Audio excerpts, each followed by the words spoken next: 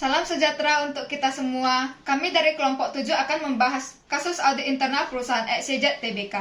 Perkenalkan, nama saya Evelyn. Nama saya Angel. Nama saya Florentina Manao. Nama saya Violentina. Nama saya Winnie Tracia. Perkenalkan, saya Margareta. Seiring dengan berkembangnya kompleksitas bisnis dan semakin terbukanya peluang usaha dan investasi menyebabkan resiko terjadinya kecurangan pada perusahaan semakin tinggi. Mengacu ke berbagai kasus baik di dalam maupun di luar negeri, menunjukkan bahwa kecurangan dapat terjadi di mana saja dan termasuk yang cukup besar ada di sektor usaha. Banyak perusahaan yang di dalam perusahaannya terdapat kecurangan, baik yang bersumber dari internal perusahaan maupun dari eksternal perusahaan. Yang bersumber dari internal perusahaan adalah terdiri dari anggota perusahaan. Hal ini menunjukkan bahwa pihak-pihak terkait memulai dari pegawai, pejabat, dan direksi bahwa Dewan Komisaris juga pemilik rentan terhadap konsekuensi hukum sebagai dampak dari kecurangan. Sedangkan dari eksternal perusahaan adalah orang luar perusahaan. Untuk mencegah terjadinya kecurangan, pemegang peran utamanya adalah dari internal auditor sesuai dengan fungsinya, yaitu berupaya untuk menghilangkan sebab-sebab timbulnya kecurangan tersebut. Tidak hanya internal auditor saja yang dapat mencegah kecurangan, kesadaran dari pihak yang berperan dalam perusahaan pun harus mengupayakan dirinya untuk tidak melakukan kecurangan demi keberlangsungan perusahaan tersebut. Adapun beberapa rumusan masalahnya. Yang pertama, bagaimana kantor akuntan publik HS dan rekan merugikan PT XYZ Tbk dan kantor akuntan publik EP dalam pandangan Undang-Undang Pasar Modal. 2. Bagaimana kedudukan kantor akuntan publik EP dalam kasus penolakan hasil audit PT XYZ Tbk. 3. Bagaimana putusan kantor akuntan publik terhadap HS dan rekan. Selanjutnya, adapun tujuan yang ingin dicapai dari penelitian ini adalah 1. Mengetahui perspektif yang paling berpengaruh bagi perusahaan dan bobot dari masing-masing perspektif. Yang kedua, mengetahui urutan strategi yang harus dilakukan perusahaan berdasarkan pencapaian kinerja dari masing-masing perspektif. Landasan teori. Definisi audit internal. Audit internal merupakan seseorang yang bekerja dalam suatu perusahaan yang ditugaskan untuk melakukan aktivitas pemeriksaan. Pengertian audit internal menurut Harry adalah suatu fungsi penilaian yang dikembangkan secara bebas dalam organisasi untuk menguji dan mengevaluasi kegiatan-kegiatan sebagai wujud pelayanan terhadap organisasi perusahaan. Pemeriksaan intern melaksanakan aktivitas penilaian yang bebas dalam suatu organisasi untuk menelaah kembali kegiatan-kegiatan dalam bidang akuntansi, keuangan, dan bidang-bidang operasi lainnya sebagai dasar pemberian pelayanannya pada manajemen.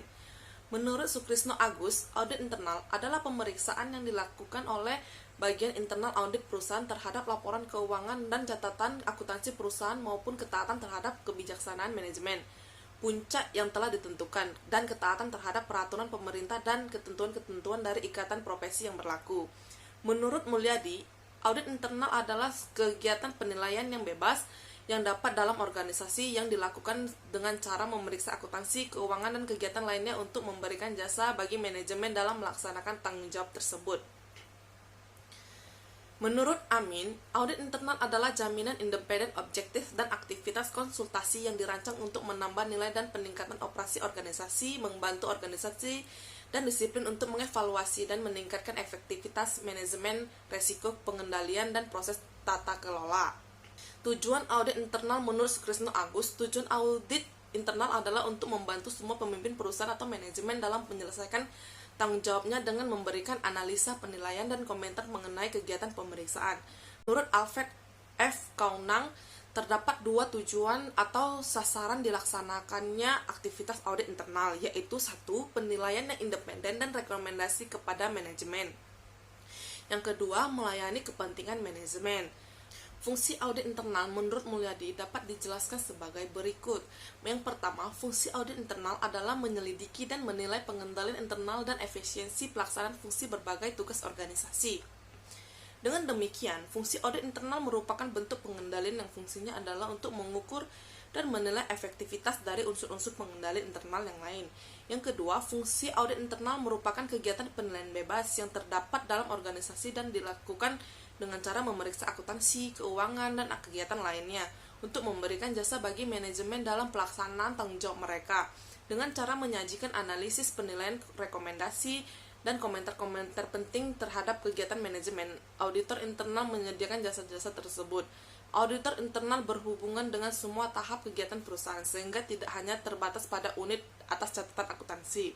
Sedangkan menurut Hiro Tugiman, fungsi audit internal adalah suatu fungsi penilaian bebas dalam suatu organisasi guna menelaah atau mempelajari dan menilai kegiatan perusahaan untuk memberikan saran-saran kepada manajemen agar tanggung jawab dapat dilaksanakan secara efektif. Peran audit internal. Beberapa peran yang dapat dilakukan oleh seorang audit internal yaitu 1. Peran pemecah masalah. Dalam peran ini, seorang auditor mampu menyelesaikan dengan metode penyelesaian masalah atau problem solving yang secara rasional. Kedua, temuan yang ada dari pelaksanaan audit bisa menjerumus pada munculnya konflik apabila seorang auditor tidak dapat mengatasinya dengan audit. Selain itu, audit internal juga berperan dalam membantu manajemen dengan beberapa hal. 1. Memonitor aktivitas manajemen puncak yang tidak dapat dilakukan dengan sendirinya.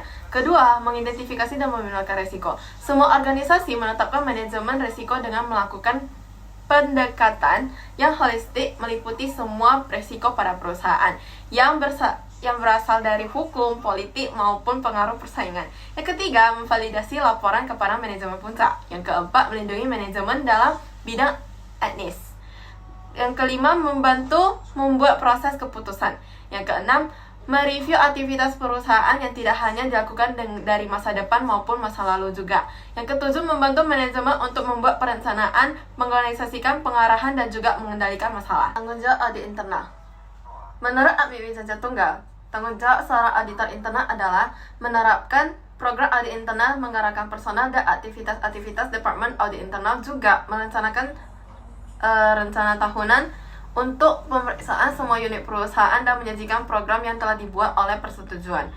Sedangkan menurut Hiro Tugiman, tanggung jawab seorang auditor internal adalah untuk merencanakan dan melaksanakan tugas pemeriksaan yang harus disetujui dan direview oleh pengawas. Kode etik audit internal. Kode etik audit internal hanya memuat standar perilaku sebagai pedoman bagi seluruh audit internal. Isi dari kode etik auditor internal adalah sebagai berikut. 1. Auditor internal harus menunjukkan kejujuran, objektivitas, dan kesungguhan dalam melaksanakan tugas dan memenuhi tanggung jawab sebagai profesinya. Kedua, auditor internal harus menunjukkan loyalitas terhadap organisasinya atau terhadap pihak yang dilayani. Namun, secara sadar tidak boleh terlibat dalam kegiatan yang dapat menyimpang atau melanggar hukum. Yang ketiga, auditor internal secara sadar tidak boleh terlibat dalam tindakan atau kegiatan yang dapat mendiskreditkan profesi audit atau mendiskreditkan organisasinya. Yang keempat, auditor internal harus menahan diri dari kegiatan-kegiatan yang dapat menimbulkan konflik atau kepentingan organisasinya, atau kegiatan yang dapat memunculkan prasangka yang memungkinkan meragukan kemampuannya untuk dapat melakukan tugas dan memenuhi tanggung jawab sebagai profesinya. Yang kelima, auditor internal tidak boleh menerima segala sesuatu dalam bentuk apapun dari klien, pemasok, ataupun mitra bisnis organisasinya. Yang keenam, auditor internal hanya melakukan jasa-jasa yang dapat diselesaikan dengan menggunakan kompetisi profesional yang dimilikinya. Auditor internal juga harus bersikap hati-hati dan bijaksana dalam menggunakan informasi yang diperoleh dalam pelaksanaan tugasnya, atau tidak boleh menggunakan informasi rahasia yang dapat menimbulkan kerugian terhadap organisasi untuk mendapatkan keuntungan pribadi. Yang ketujuh, auditor internal harus mengungkapkan semua fakta-fakta penting yang diketahuinya dalam melaporkan hasil kinerjanya, karena fakta yang tidak diungkap dapat mendistorsi laporan atas kegiatan yang direview, atau dengan kata lain tidak berusaha menutupi adanya praktik-praktik yang melanggar hukum ataupun peraturan. Sekarang saya akan membahas kasus audit internal PT SCJ. Kronologi singkatnya, kasus ini terjadi pada tahun 2002 yang dimana terjadi kasus perselisihan auditor. Inti persoalan dari kasus ini adalah LPS dari KAP-UP merasa dirugikan KAP-HS karena dinilai menghambat karir dan kerja penggugat. Itu karena KAP-HS tidak mengizinkan KAP-UP untuk menggunakan pendapat KAP-HS dalam hasil auditnya dalam laporan audit PT SCJ. Hal inilah yang dianggap UPS sebagai salah satu alasan Komisi Pengawas Pasar Modal Amerika Serikat menolak laporan keuangan tahun 2002 PT SCJ auditan KAP-UP. Pada tanggal 16 Juli 2008, UP mengirim surat ke Ketua IAIAH yang berisi perihal pengaduan atas perlakuan tidak sehat yang diterima KAP-UP dari KAP-HS. UP menjelaskan kronologi kasus yang membuat namanya tercemar dan juga merasa sebagai pihak yang mengalami kerugian baik langsung maupun tidak langsung akibat penolakan laporan keuangan PT SCJ tahun 2002. Awalnya ketika menerima penugasan sebagai auditor PT SCJ, Tidak ada persoalan yang dialami EP dan juga HS. Kedua belah pihak saling komunikasi dan tukar-menukar dokumen pada Januari dan Februari 2003. Pada 17 Maret 2003, EP memberitahu HS bahwa laporan audit PT SCJ akan dikeluarkan pada 25 Maret 2003. EP menyatakan akan melakukan referensi terhadap hasil audit PT SCJ. Disinilah hubungan EP dan HS kelihatan tidak sehat. Menjawab surat EP itu, HS menyatakan tidak akan memberi izin kepada EP untuk merefer hasil auditnya atas PT SCJ. Anehnya, pada 25 Maret 2003, HS mengirimkan kopi audit report PT SCJ untuk dikonsolidasikan ke laporan keuangan PT SCJ. Dalam surat pengantarnya, HS sama sekali tidak menyebut kata-kata yang tidak mengizinkan EP menggunakan hasil auditnya atas PT SCJ sebagai acuan dalam laporan keuangan PT SCJ konsolidasi. Namun, pada tanggal 31 Maret, HS kembali menegaskan surat tanggal 24 Maret. HS juga mengirim surat yang bernada sama kepada Presiden Komisaris dan Ketua Komite Audit PT SCJ pada 9 April. Pada 5 Juni, Komisi Pengawas Pasar Modal Amerika Serikat mengirim surat kepada manajemen PT SCJ yang isinya antara lain menyatakan karena tidak adanya izin dari HS, seharusnya EP melakukan kualifikasi atau disclaimer terhadap laporan keuangan PT SCJ pada tahun 2002 karena surat HS tanggal 24 Maret yang sudah menolak memberi izin kepada EP. Bagi EP, pelakuan tidak sehat dari KAPHS bukan hanya merugikan PT SCJ dan namanya, tetapi juga menyangkut kelangsungan usahanya KAPEP. Ini pula yang dituntut EP kepada organisasi profesi IAI, yakni demi membersihkan namanya bukan hanya kepada Bapepam, Direktur Jenderal Lembaga Keuangan dan perusahaan yang bakal menggunakan jasa auditnya, tetapi kepada masyarakat luas. Selanjutnya ada pun beberapa analisis kasus PT SCJ. Yang pertama, kantor akuntan publik HS dan rekan melakukan penolakan atas izin audit sebagai first layer, yaitu auditor pertama yang menjadi acuan dalam melakukan audit lanjutan oleh second layer-nya yaitu kantor akuntan publik EP dan rekan. Penolakan izin tersebut juga membuat KAPEP kesulitan dalam mendapatkan opini hasil keuangan sebelumnya, baik hasil audit keuangan holding perseroan yaitu PT SCJ Tbk maupun hasil audit anak perusahaannya. Selain itu, kerugian yang dilakukan oleh KAPHS juga merugikan KAPEP, yaitu berlarut-larutnya audit padahal waktu untuk penyerahan laporan keuangan sudah ditunggu oleh Bapepam dan SEC. Dengan terjadinya pengunduran hasil laporan, KAPEP mendapat sanksi dari Bapepam, yaitu pembekuan izin usaha di lantai bursa. Selain merugikan langsung kepada beberapa pihak, perbuatan KAPHS membuat indeks harga saham gabungan merosot dan merugikan negara. Penolakan izin terhadap hasil audit sebelumnya KAPHS yang merupakan member PwC internasional dan karena tidak diperbolehkan untuk melihat 20 F milik XYZ. Padahal PwC Amerika tidak berasosiasi dengan KAPHS karena KAPHS merupakan badan usaha yang didirikan di Indonesia dan memakai hukum Indonesia. Dengan demikian, tidak relevan apabila KAPHS memeriksa seluruh 20 F tanpa dasar hukum yang jelas. Karena kejadian dan peristiwa ada di Indonesia, maka KAPHS harus mengikuti aturan yang berlaku umum di Indonesia, khususnya ketentuan-ketentuan di pasar modal. Yang kedua, kedudukan KAPEP dan rekan merupakan korban yang dilakukan oleh KAPHS dan rekan. KAPEP mendapatkan sanksi dari Bapepam dan tidak boleh beroperasi dulu di lantai bursa untuk melakukan audit terhadap laporan keuangan perseroan. Padahal pada kuartal pertama di tahun 2002, KAPEP telah dipercaya oleh 332 perseroan untuk diaudit hasil keuangannya. Dan sekitar 59 perusahaan atau 29% perusahaan telah berhasil diaudit oleh KAP tersebut. Walaupun tidak melakukan audit dengan sempurna terhadap laporan hasil keuangan PT XYZ Tbk, akan tetapi itu bukan pure kesalahannya. Dengan demikian KAPEP menjadi korban atas pelanggaran pasal 107 UU nomor 8 tahun 1995 tentang pasar modal. Ketiga, KAPHS dan rekan member firm dari kantor akuntan publik asing PwC terbukti bersalah.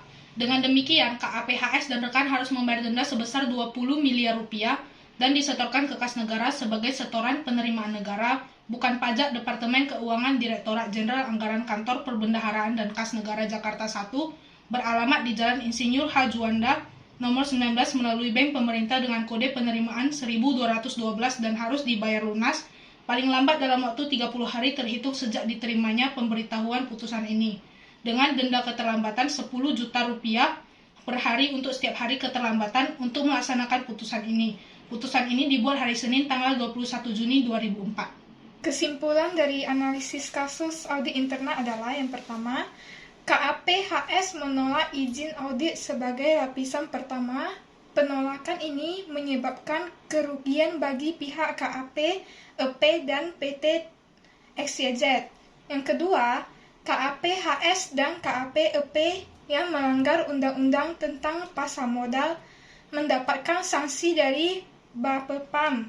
Yang ketiga, KAP-HS dan rekan bersama PwC terbukti bersalah sehingga harus membayar denda 20 miliar. Keempat, perusahaan GoPublic harus menggunakan auditor yang profesional, terpercaya, independen, dan memiliki afiliasi dengan KAP yang diakui kehandalannya secara internasional. Yang kelima, sesama KAP perlu bekerja sama dan saling mendukung. Keenam adalah perusahaan dan KAP harus menjalankan tugas sesuai dengan aturan yang telah ditetapkan. Yang terakhir adalah saran dari hasil analisis audit internal. Yang pertama adalah profesionalitas seorang auditor dalam menjalankan merupakan aset penting yang harus dimiliki. Yang kedua, sesama profesi harus saling menghargai dan menjalankan tugas. Yang ketiga, para auditor hendaknya menjaga profesionalitas atas kinerja kerjanya supaya reputasi saham di pasar tetap baik. Demikianlah hasil pemaparan audit internal dari kelompok 7. Kami ucapkan terima kasih. Salam sejahtera untuk kita semua. Unpri the best choice.